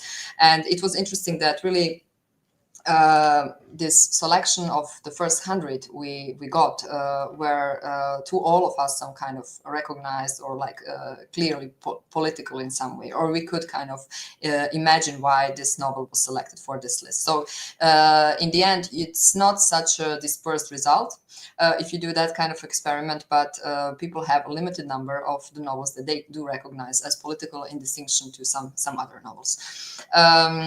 And yes, it is in the end, I mean, on a broader level, what I said previously, political novels are always decided by readership. I mean, the author, that's also the question of the Julia's question about the authorship. Authors can have very good intentions, but if this is not read or recognized as some kind of having a political significance, it does not perhaps count as a political novel, and this act of recognition can happen at the time of the publication or before the publication. It can happen 70 years after, or 80 or 100 years after it was published, because the novel was not published, or it is re-semanticized. We were speaking about far right re-semantization of 19th century novels, but also thinking of some perhaps so-called domestic novels from the 50s. I imagine female writing from the American 1950s can be today recognized as having feminist cause, which was perhaps very minimal or something like that. So it is in the end, when we speak about broader significance, social significance of the novel, it are different audiences that decide. But when we speak of, working on a project that is selecting some political novels instead of others, then this is you can be benevolent and say that's a matter of professional responsibility, that you make a selection and you propose this novel to schools, to ministries, to public services, libraries, etc., NGOs.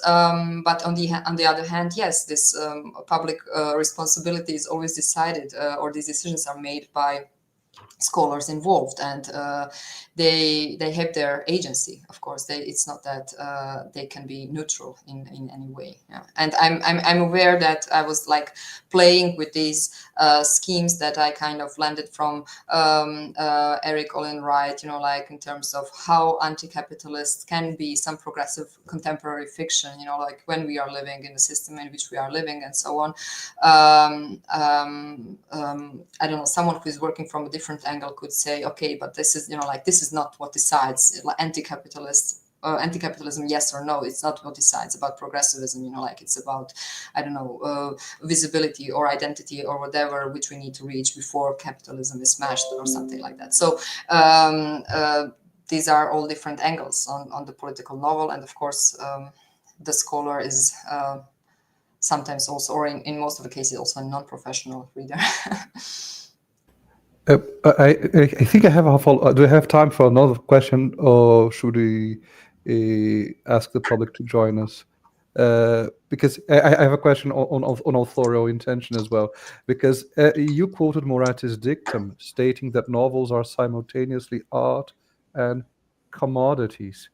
And to what extent authorial political activism may be marketed by the print industry, thus shaping the reception of a given novel. Okay, because oftentimes the political stances of authors, they are marketed by the print industry. And how can we circumvent? How can we eschew? How can we avoid not being our approach to a given novel not being shaped by the political figure of the author? Okay, that was my one of my initial problems, because and that's why I said these different emancipatory causes that contemporary literature, and we more or less we all read some kind of awarded literature or novels, or are at least familiar with the titles because they are marketed, because they are everywhere. So we miss out on those novels which have not been awarded, but perhaps have more stronger political claims, or can speak perhaps more to our needs, but we do not have access to them. So it is actually market which channels this kind of a political progressivism, and there are many limits to it. So and that's why I said we cannot but commit to intersectionality, anti-racism, identity, migration, post-migrant literature, etc. But simultaneously, we have to ask about limits of the market that kind of provides us with all these, with this kind of literature, and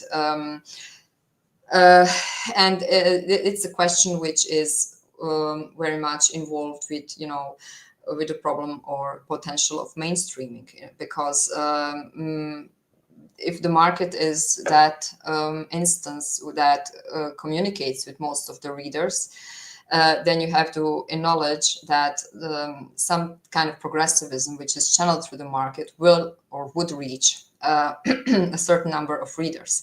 And you cannot dismiss progressive literature which has been recognized by the market under the condition that perhaps some other stakes have been ignored or deleted, or there are always bad compromises involved with that. You cannot simply dismiss that, because you also have to count with these numbers of the readers that you would reach. So sometimes it is the medium of very popular literature, popular writing, which is more progressive than some more advanced, aesthetically more advanced titles. In my presentation, I mentioned this novel by contemporary German author Jacob Farah, Ministry of Dreams, which is written in like a plot of a criminal novel. And it is the author is very much committed, like to pop culture, and it is intentionally written in a way that can, like, as a book that can be written by the many, let's say like that. So it's not a book that is drafted or created for readers in literary studies departments. And I selected that novel because I think it has it can reach much broader readership, and it can also like relate to these post-migrant voices that it is kind of trying to promote better than some perhaps sophisticated post-migrant writing. Let's say if we make that distinction, if you're allowed to make this distinction, and that brings me back again to the genre of the novel, because there is often this question, like, why novel? Why not like satirical theater? Why not poetry, which works perhaps more intensively with language and dismantling of stereotypes, like linguistic stereotypes. And novel is also a potential as much as it is kind of the most selling genre. It is a commodity. So, and that is also a question that was, like, addressed and debated in the popular front of the 1930s. So when like activists on the left spectrum, like social democrats and communists alike, decided to select the novel, which is the bourgeois genre, to address broad layers of readership. Yeah. I think it's time for us to go to the audience's questions, and also because what you just said is kind of an answer to the first question we had, right? Westerfolminis is asked, commented that Bakhtin usually says that the novel is disruptive, kind of intrinsically democratic. And his question is, couldn't we say that the novel is intrinsically political? Mm-hmm. Yes, I am absolutely, because it is like as a genre. That these are the basics of the genre theory about the novel. It includes all genres, and it's a genre that integrates all genres. And in that sense, when you speak of political novel, there's this difficulty, of defining what is political, which novels are political and which are not. But you also have the problem of defining what is novel and what is not.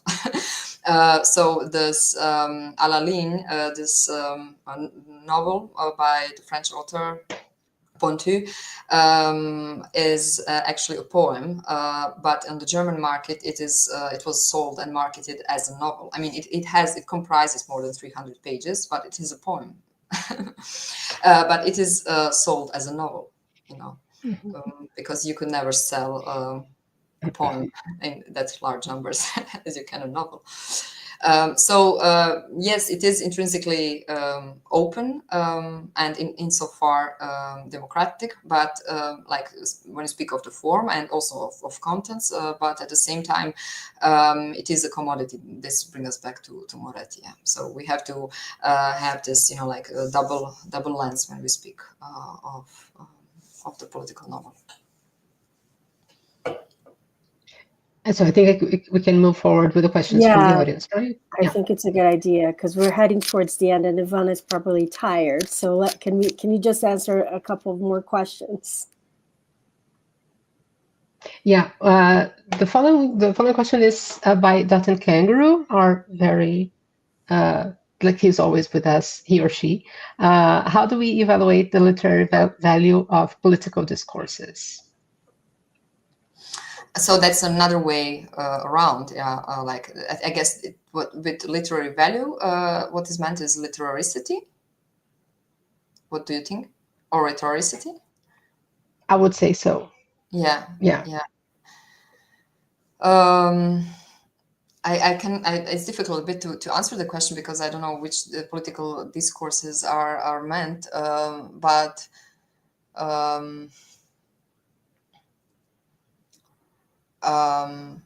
yeah, perhaps you can help me with it.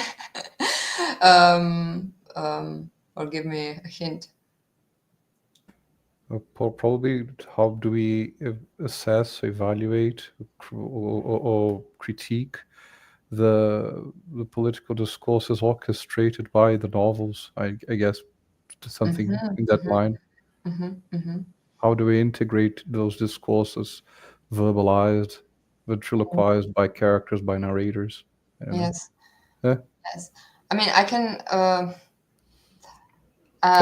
I don't know in whether my this was the intent of the question, but yeah, but there are novels which spark political discussions and political controversies, and I mentioned this controversy around the Palestinian author who was to be awarded or was was rewarded with a prize which she in the end never obtained in Germany, and recently I wrote a text which is not published yet about some other literary controversy in Yugoslavia around a very famous author Danilo Kiš, and I take these two novels or these two authors as examples how some political novels are created only by the not only literary but political audiences and discourse. And like my idea is that there are novels which you can read as political, which you can suggest for like reading in schools because they have some political value, democratic, progressive, or like inclusive, whatever. But there are some novels which never wanted to be political. Like Kundera also said that he is not a political author, but he was made into one. Who constantly dismiss this adjective as also insulting, perhaps sometimes, because in the context they come from, it is no added value. There's no added value to being a political author. For instance, Belarusian author Alhed Baharevich, who is living in exile in Graz in Austria, he says, like in Belarusian context, if you are a political author, then you are on the list of extremist literature or something like that. And I don't want to be recognized as such. I want simply to write literature. And that's basically what Kundera also said in the 90s. Coming back to the question, perhaps I just use this question like as an opportunity to add another dimension to our discussion, that sometimes when novels are heatedly debated in the public, it's not necessarily that it's almost never a literary debate, but like they become this phenomenon, public phenomenon, and then they are discussed under the terms of political discussion that is at the moment kind of active. And that's also the moment where they are still novels, but they are much more than that. Yeah, the same Dutton Kangaroo made another question that you kind of briefly mentioned already.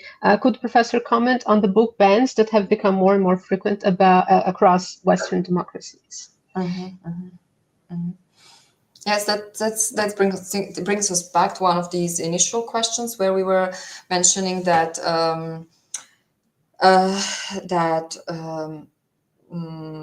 the anti-political discourse that is gaining influence in the not only in the West but globally, and that the ideas of democracy are renegotiated under anti-democratic terms. I think it's not only about literature bans are not an event or they are a symptom. I think they're a symptom of political restructuring or changing of the rules of game in politics, meaning that whenever society becomes authoritarian, the role of literature becomes more important, the significance of literature rises, and then you have political literature again. So we can, I'm very thankful for this question, because we can, I can personally kind of criticize that literature, or like literary writing in neoliberal post-political times, has no value or no significance. But then you have the authoritarian turn, and then you have again what you wanted. I mean, like, then you have again this power of literature we are all missing in a way. But therefore, I think it is a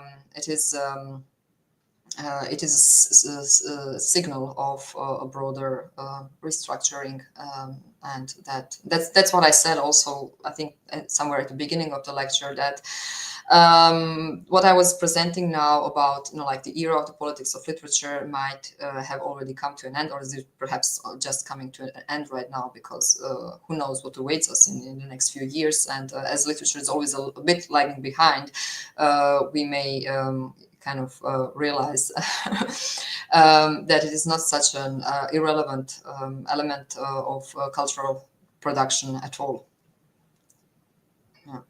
Yeah, it has to do with the insight that Vessel von Menezes just commented also on our chat, and something that I personally like, a perspective that I enjoy, that I like, is that how literature sometimes compensates. I don't think it explains everything, every literary phenomenon, but very often literature seems to compensate what's lacking in real world, in our real life. And Vessel von Menezes mentioned that it's curious how literature becomes more and more political when revolution is not an alternative anymore. Would it be like a sublimation of our frustrations?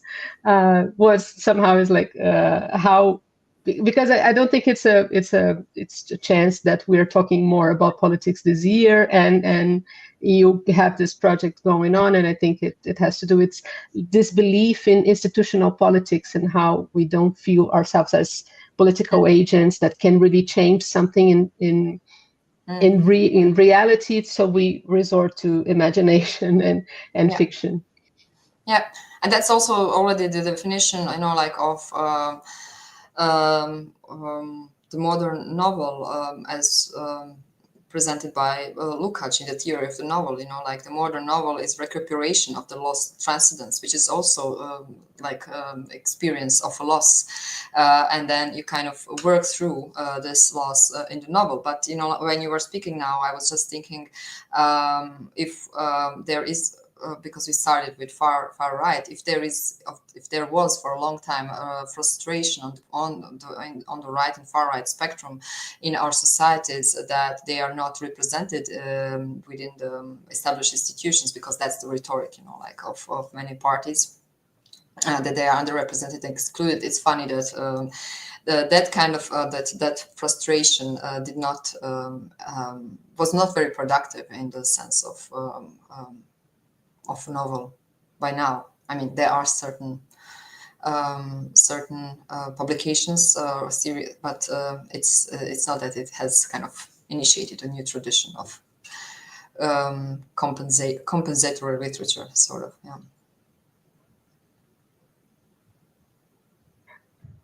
Another question that we have here, very interesting, but by Sophia Bahau, is thank you for organizing such an urgent talk.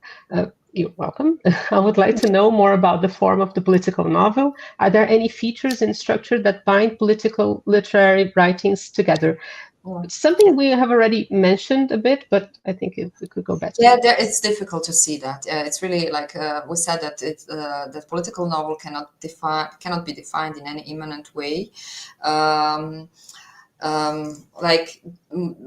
Perhaps most fitting approximation, in my opinion, would be the idea that, and I'm basically rephrasing Anna Kornbluth's thesis from her book Order of Forms, that much as our society is structured by following some formal ideas, like it is formed in a way, so it's also literature organized, designed, structured by implementing some formal ideas, and these two words of form or orders of form very often resonate with another, communicate with one with another, and that is then the realism of what we term the realism of the novel, of course, and that's also the point where novels are more realistic or also more political than other genres, because they are they relate to this non-literary reality in a more mimetic way, let's say, than but not in the sense of its representation, but in the sense of like some correspondences.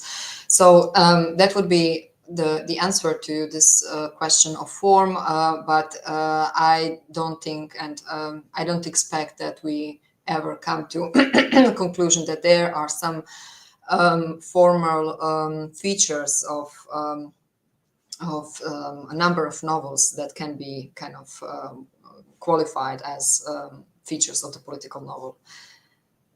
Yeah. Yeah, like stemming from the very difficulty of defining the political novel, right? Yes, so yes. That's what I said. Like perhaps we can speak of some kind of idea that political novels put some ideologies or like political ideas in the shape of a novel or something like that, and they negotiate in certain ways. But not even that is there. Not even in that aspect there is some kind of a continuity or regularity across centuries. Sophia has also asked about the project, and we have shared on YouTube the link to the cartography of the political novel in Europe. So everybody's welcome to check. It's very, very interesting, well done website, and we can follow the work of the group. Yeah. I don't know if you wanted to add anything, Thiago and Julia. We have no more questions, and we're very late already in time. I can add one point. I mean, if there are interested possible authors of these text portraits who would like to join the platform by authoring, like a description of novel that it has broadly to do with some European issues, which can, like I mentioned them in the beginning, like all world is connected, so you can find your ways to relate to the political novel in Europe in many different ways. So people are invited to join us. Just send us an email, because it's not about these. This platform is not built only by the project collaborators, but by really a number of scholars and students who simply mail us and send us their proposals. So that would be great. That's the purpose of it. Thank you. Thank you so much, Ivana, for your talk. I'm sorry, Thiago, I interrupted you. No, please, Ruth. Thank you so much for the talk, and congratulations on the project. It was really interesting, and thank you so much for being here and for taking your time. Thank you for talking to us. Thank you. Thank you, and I hope next time we hear each other, we will have to. I will be able to say more about far right literature. Okay. Okay. Well, thank you, Ivana. This was tremendous. Okay. Thank you. But before we go, I'd like to thank Ivana, my dear colleagues Priscilla and Julia, and our dear audience for being in dialogue this morning. Thank you very much. Bye-bye. Thank you. Bye-bye. Have a nice day. You too.